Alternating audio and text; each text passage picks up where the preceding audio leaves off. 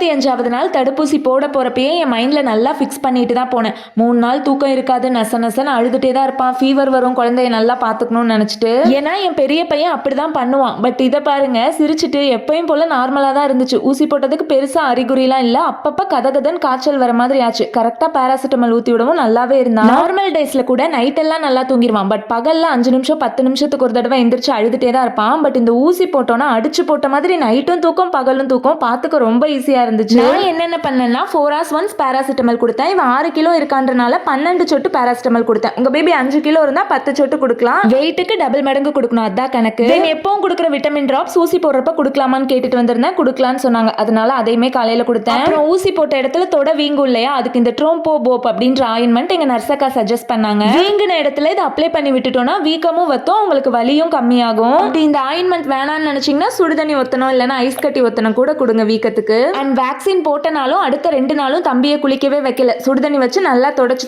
தான் விட்டேன். நிறைய பேர் குளிக்க வைக்கலான்னு சொல்லியிருந்தீங்க. ஆனா எங்க அம்மா ஸ்ட்ரிக்டா நோ சொல்லிட்டாங்க.